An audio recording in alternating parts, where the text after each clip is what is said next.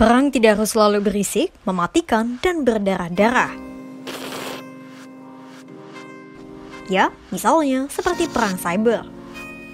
Serangan yang senyap namun mengancam kebocoran data sensitif dan rahasia milik negara bahkan hingga personal. Situasi yang saat ini tengah dialami Indonesia akibat serangan cyber yang menargetkan Pusat Data Nasional atau PDN pada Kamis 20 Juni 2024. Meski sepekan telah berlalu, namun pemerintah belum juga berhasil memulihkan semua data milik 282 kementerian, lembaga, dan pemerintah daerah. Juntrungnya, pemerintah memilih pasrah tak bisa mengakses data yang telah terbobol. Pertanyaannya, apakah negara saat ini telah kalah dari serangan cyber?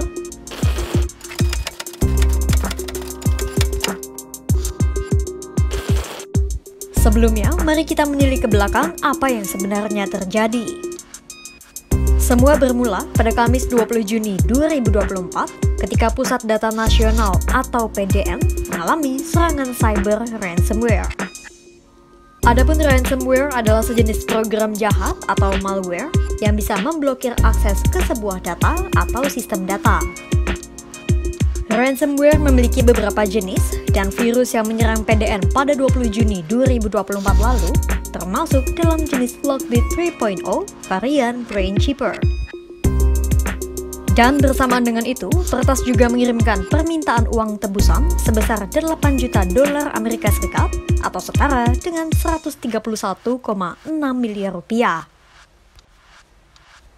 Akibat serangan ini, beberapa layanan publik menjadi terganggu seperti keimigrasian, pajak, hingga bocornya data Badan Intelijen Strategis atau BAIS TNI dan Indonesia Automatic Finger Identification System atau INAVIS Polri.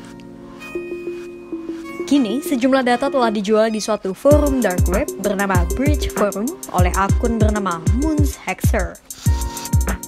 Di situs tersebut, akun Moonshexer mengeklaim memiliki data anggota INAVIS yang terdiri atas foto wajah, sidik jari, dan email, serta dijual sekitar 16 juta rupiah.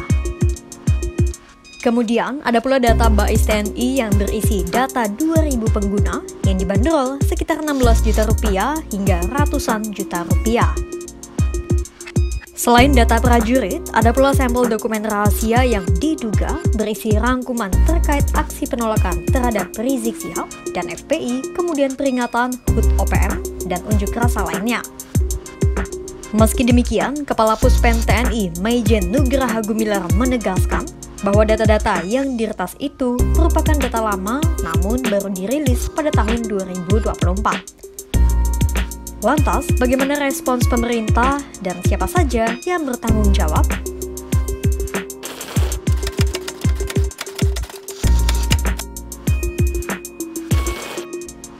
Badan Siber dan Sandi Negara atau BSSN seharusnya bertugas menjadi pengawal keamanan siber sesuai PP nomor 28 tahun 2021. Sementara Kemkominfo sebagai pengelola PDN seharusnya bertanggung jawab atas kelalaian semacam itu. Kedua pihak itu pun kini menjadi sorotan usai insiden kebocoran data PDN. Menurut pemerintah, membayar uang tebusan hingga ratusan miliar rupiah bukanlah jalan penyelesaian masalah. Pasalnya, belum tentu juga data yang terkunci di PDN akan dibuka oleh peretas usai menerima uang tebusan. Untuk itu, tim gabungan yang terdiri atas Kominfo, Badan Siber, BSSN, Polri, dan Telkom pun dibentuk untuk melakukan berbagai upaya pemulihan. Namun, berbagai upaya yang dilakukan tidak juga berhasil mengalahkan serangan ransomware dari peretas. Akhirnya, pemerintah pun mengaku gagal memulihkan data-data yang tersimpan di PDN. Hal itu disampaikan oleh Direktur Network and IT Solution Telkom, Herlan Wijanarko, pada Rabu 26 Juni 2024. Jalan lain yang dipilih pemerintah adalah memutus jaringan server PDN, sehingga baik peretas dan siapapun tak bisa mengakses data itu, termasuk pemerintah sendiri. Dirjen Informasi dan Komunikasi Publik Kemkominfo, Usman Kansong, memastikan bahwa data di PDN telah terenskripsi atau terkunci. Sampai video ini tayang pun, pemerintah masih berusaha memulihkan data-data dan layanan yang terganggu akibat insiden peretasan.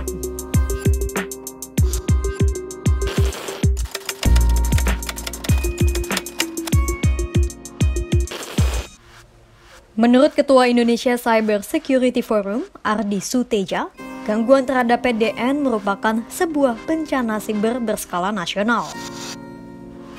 Menurut Ardi, peretas terbagi dalam berbagai peran seperti penyerang, pembocor, penjual data, sampai penada, sehingga sulit untuk dilacak. Data dari peretasan yang dijual itu berpotensi dimanfaatkan berbagai pihak, termasuk negara lain dengan kepentingan yang beragam.